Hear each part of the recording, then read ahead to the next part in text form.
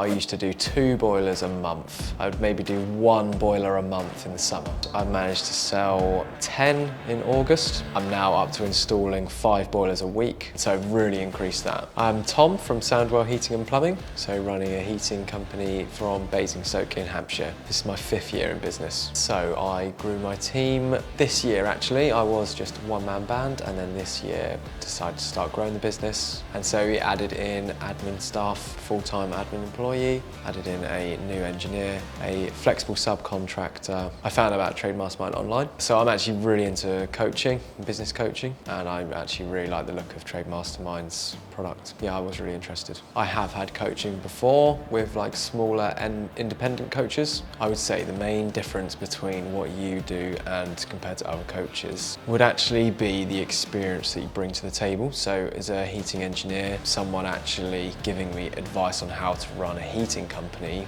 where they've already had a successful heating company, the advice is much more valuable coming from someone of experience than a coach who is just a business coach across all sectors. Someone with experience in heating, gas, or even just the construction industry is a massive value to me. My results have been really good actually, so my sales have increased over double for what I would usually do in the summer, and then approaching the winter I would really like to see them also doubled in the winter as well. Increases in productivity as well, as I've grown out a team that can deal with leads now, so we can deal with a lot more leads. I'm very pleased with the result on that. Just sat down with Chris to discuss increasing on profits and working on the costs of the business. Boiler sales, I managed to sell 10 in August. I'm now up to installing 5 boilers a week this week in September. I used to do 2 boilers a month. I would maybe do 1 boiler a month in the summer. So I've really increased that up into double figures now. Cash support, different lead generation sites, software, a lot of advice that I've got from other engineers has been really good as well. So before I was never doing pay per lead.